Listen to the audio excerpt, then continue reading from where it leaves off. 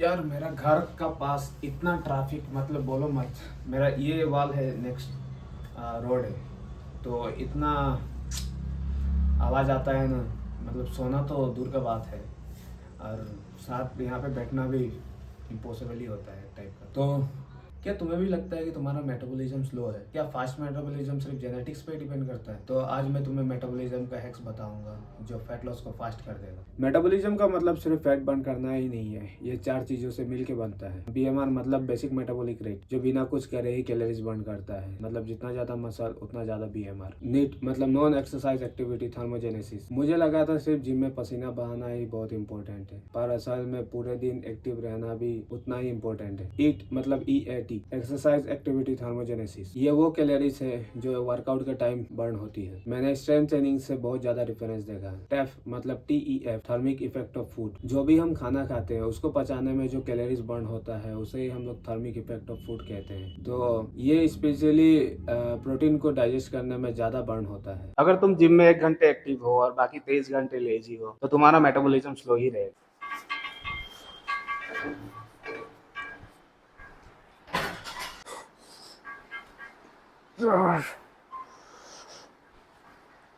अच्छा, ज़्यादा ही अभी हो गया, कोई नहीं, नेक्स्ट सेट कमा दूंगा। बेस्ट पार्ट क्या है इस एक्सरसाइज का पता है? कि आपका फोरम का इन्वॉल्वमेंट और रिस्ट का इन्वॉल्वमेंट कम हो जाता है, तो ज़्यादा ज़्यादा कॉन्ट्रैक्शन आपका सीधे मिडिल लेग में आएगा। तो इसका कोई फॉर्म का कोई टेंशन लेने का दरकार नहीं। कुछ एक्स जो मैंने सीखी मेटाबॉलिज्म को बूस्ट करने के लिए, उसमें से स्ट्रेंथ ट्रेनिंग सबसे ज़्यादा इफेक्टिव है। 1 kg मसल 50 से 70 कैलोरीज एक्स्ट्रा बर्न करता है पर डे, मतलब बिना कुछ किए भी ज़्यादा फैट लॉस होगा। First warm up set. पहले मैं सिर्फ कार्ब्स और फैट्स पे फोकस करता था। जब मैंने अपना प्रोटीन इंटेक बढ़ाया, मेरा फैट लॉस और मसल रिटेंशन बहुत अच्छा हो गया, मतलब इम्प्रूव हो गया बहुत। प्रोटीन का थार्मिक इफेक्ट करीब 20 से 30% होता है। मतलब अगर आप 100 कैलोरीज का प्रोटीन खा रहे हो तो मतलब 20 से 30 कैलोरीज आप बर्न, उसको डाइजेस्ट करने में बर्न करोगे। और 3 प्लेट्स बाकी हैं मैक्स आउट करने के लिए। लास्ट वीक 9 आया था, इस वीक तो 10 आना चाहिए। फैट लॉस होने के बावजूद भी प्रोग्रेस कर रहा हूँ, क्योंकि लोगों का बहुत बड़ा मिथ होता है कि नहीं, फैट लॉस में वेट प्रोग्रेस नहीं होगा। क्यों नहीं होगा? सब प्रॉपर रहेगा, प्रोटीन इनटेक, स्लीप, रिकवरी अच्छा रहेगा, तो क्यों नहीं होगा? माइंडसेट का गेम है ये, बस और कुछ नहीं।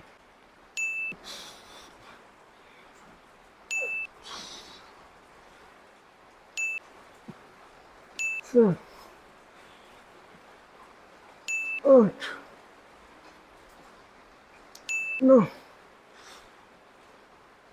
9:30। मैं जब फैट लॉस स्टार्ट किया था तब सोचा था कि सिर्फ जिम में पसीना बहाना ही इम्पोर्टेंट है, पर 2-3 महीने बाद मेरे को रियलाइज़ हुआ कि पूरे दिन एक्टिव रहना कितना इम्पोर्टेंट है।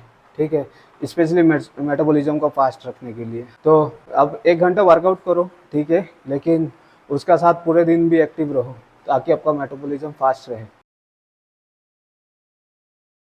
वाटर इनटेक से भी बहुत ज़्यादा फ़र्क पड़ता है। पानी कम पीने से मेटाबॉलिज्म स्लो होगा, जिससे फैट लॉस का प्रोसेस और ज़्यादा स्लो हो जाएगा, मतलब फैट कम बर्न होगा। अब कुछ लोग ग्रीन टी को एक मैजिक ड्रिंक समझते हैं और सोचते हैं कि वो फैट लॉस में कुछ मैजिक इफेक्ट डाल देगा, तो ऐसा कुछ नहीं है। ग्रीन टी का बेनिफिट्स होता है, ठीक है, तो वो उससे सिर्फ 2 से 3% ही आपको हेल्प करेगा फैट लॉस में। मतलब अगर आप 200 कैलोरीज खा रहे हो तो सिर्फ उससे 50 से 60 कैलोरीज ही आपका ग्रीन टी का वजह से बर्न होगा। तो सिंपल उपाय यही है कि ग्रीन टी पे डिपेंड ना होकर रियल फूड पे डिपेंड करो, या फिर कैलोरी डेफिसिट में डिपेंड हो, तो आपको रिजल्ट ज़्यादा मिलेगा। आप लोगों को एक चीज़ समझना पड़ेगा कि फैट लॉस सिर्फ वर्कआउट और डाइट पे डिपेंड नहीं करता है, ठीक है, आपका पूरा लाइफस्टाइल पे डिपेंड करता है। अगर आपका लाइफस्टाइल ठीक है, पूरे दिन डिसिप्लिन्ड हो, तो आपके लिए फैट लॉस करना बहुत ज़्यादा इजी हो जाता है। कमेंट में ज़रूर बताना आपको कौन सा हैक सबसे ज़्यादा इंटरेस्टिंग लगा।